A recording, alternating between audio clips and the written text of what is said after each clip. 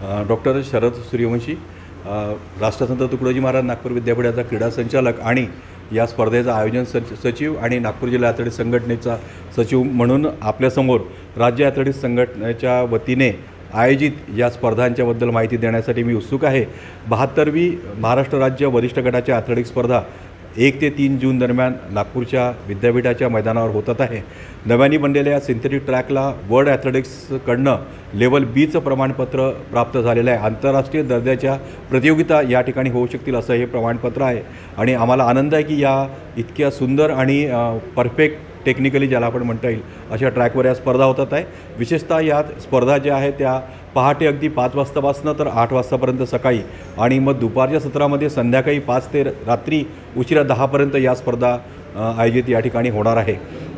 Technical व्यवस्थेच्या दरम्यान photo finish camera, EDM machine अशा सगळ्या अत्याधुनिक व्यवस्था आम्ही टेक्नॉलॉजी ज्या आहेत त्या इथे उपयोगात आणत आहोत। याशिवाय या सगळ्या उकाळांच्या दिवसामध्ये, नवतपाच्या दिवसांमध्ये नागपूरमध्ये विशेष बाब म्हणून कोल्ड रूम, त्याच्यानंतर सगळी वैद्यकीय व्यवस्था, एक छोटं हॉस्पिटल दंदे हॉस्पिटलच्या वतीने या ठिकाणी उभारण्यात येतात आहे। बाकीच्या सगळ्या व्यवस्था ज्या आहेत त्या मैत्री परिवार संस्था आणि क्रीडा भारती या आमच्या ज्या सहयोगी संस्था आहेत त्यांच्यातर्फे होणार आहे। विद्यापीठाच्या वतीने सगळी तांत्रिक व्यवस्था करण्यात आलेली आहे। तर महाराष्ट्र ॲथलेटिक्स संघटनेच्या वतीने त्यांचे ऑब्झर्वर्स, त्यांचे टेक्निकल ऑफिशियल्स या ठिकाणी येतात आहे आणि ते या स्पर्धेला मदत करत आहे। अशा प्रकारे अगदी नागपूरकरांच्या सगळ्यांच्या सहयोगाने या मोठ्या स्पर्धा होतात आहे।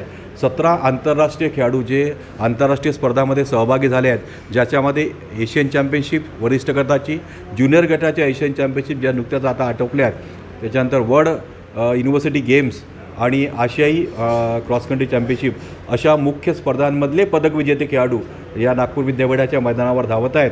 पण त्यांना टक्कर द्यायला नागपूरचे सुद्धा ॲथलीट तेवढेच तयार आहेत। नागपूरचे जवळपास 5 राष्ट्रीय पदक विजेते खेळाडू या स्पर्धेमध्ये सहभागी होतात आहे, ज्याच्यामध्ये नेहा डबाले, शादाब पठाण, प्राजक्ता गोडबोले, आदर्श भुरे आणि नेहा डबाले या सगळ्यांचा उल्लेख आवर्जून मला करावा असं वाटतो। या सगळ्यांकडनं पदकांची अपेक्षा आहे। रिले शर्यतीमध्ये सुद्धा नागपूर जिल्ह्याचा खूप चांगला परफॉर्मन्स राहील आणि येणाऱ्या राष्ट्रीय स्पर्धांसाठी महाराष्ट्राचा जो संघ निवडला जाईल त्याच्यामध्ये नागपूर जिल्ह्याचे अधिकाधिक खेळाडू येतील अशी आम्हाला अपेक्षा आहे आणि एवढ्या सगळ्या मोठ्या स्पर्धेचं आयोजन करण्याची संधी नागपूर जिल्हा ॲथलेटिक्स संघटनेला मिळते ही आमच्यासाठी खरंच खूप आनंदाची बाब आहे।